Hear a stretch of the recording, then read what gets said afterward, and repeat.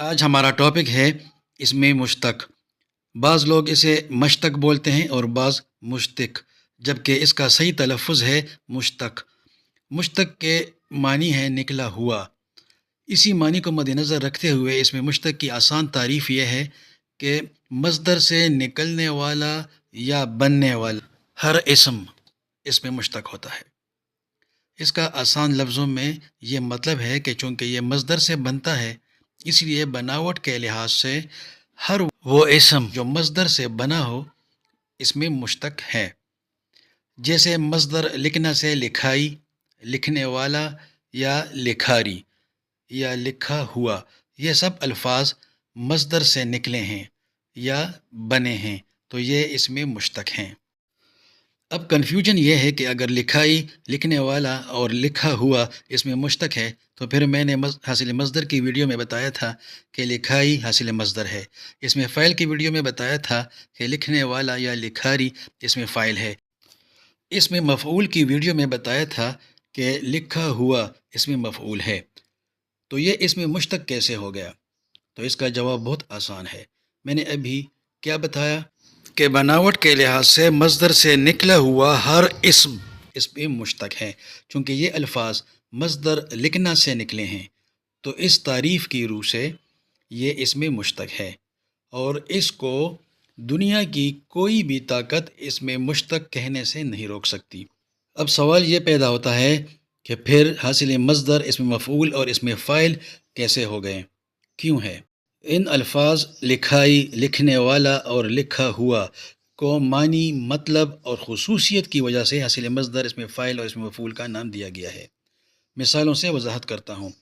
جیسے اسم کسی بھی شخص، چیز یا جگہ کے نام کو کہتے ہیں، جیسے لڑکا، نادیہ، کرسی، کتاب، جاوید، لاہور، یہ تمام اسم ہیں۔ ان میں سے کچھ عام ہے اور کچھ خاص۔ خصوصیت کی بنا پر ان کی درجہ بندی کی گئی ہے۔ عام ناموں مثلا لڑکا، کرسی اور کتاب کو اٹھا کر ایک الگ گروپ بنایا گیا ہے اور اس گروپ کو اس میں نکرہ کا نام دیا گیا ہے، اور خاص ناموں مثلا نادیہ، جاوید اور لاہور، اس کا الگ گروپ بنایا گیا ہے اور اسے اس میں معرفہ کا نام دیا گیا ہے۔ آپ نے دیکھا کہ اس میں نکرہ اور اس میں معرفہ کہاں سے لیے گئے؟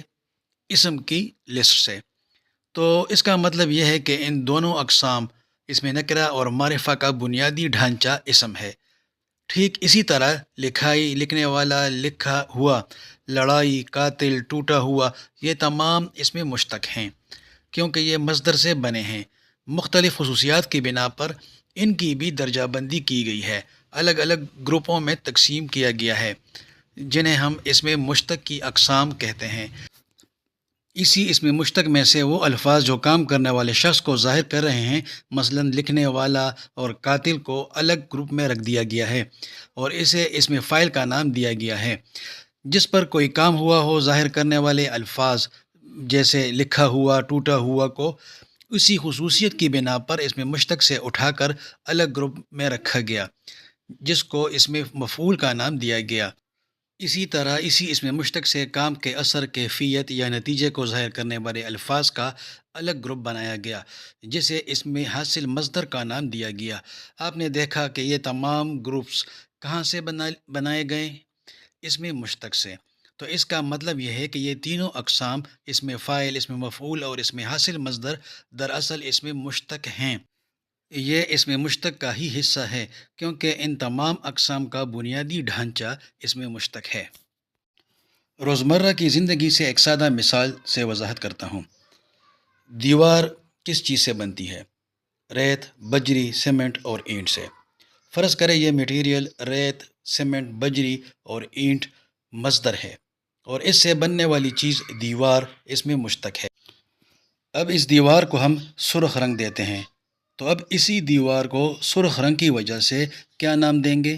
سرخ دیوار۔ اگر ہم نیلا رنگ دیتے ہیں تو نیلی دیوار، اور اگر سبز رنگ دیتے ہیں تو لوگ کیا کہیں گے؟ وہ جو سبز دیوار ہے۔ آپ نے دیکھا کہ بنیادی ڈھانچہ ایک ہے، دیوار، یعنی اس میں مشتق۔ جیسے رنگ بدلنے سے یعنی خصوصیت بدلنے سے دیوار کا نام سرخ، نیلا اور سبز دیوار ہو گیا، ویسے ہی جملے میں اپنا کام یا خصوصیت بدلنے سے اس میں مشتق کا نام کبھی اس میں فاعل، کبھی اس میں حاصل مصدر اور کبھی اس میں مفعول بن جاتا ہے۔ اس کا خلاصہ کچھ یوں ہوا کہ اس میں فاعل، اس میں مفعول، اس میں حاصل مصدر، اس میں حالیہ، اس میں معاوضہ، یہ سارے کے سارے اس میں مشتق ہیں۔ آپ یوں کہہ لیں کہ یہ سب اس میں مشتق کی اقسام ہیں، ان کا خاندانی نام اس میں مشتق ہے یا بناوٹ کا مشترکہ نام اس میں مشتق ہے۔ اب آتے ہیں امتحانی پرچے میں اس کنفیوژن کو کیسے دور کریں، وہ بھی سمجھا دیتا ہوں۔ فرض کرے سوال آتا ہے کہ لکھائی کیا ہے، اس میں مشتق یا اس میں حاصل مصدر؟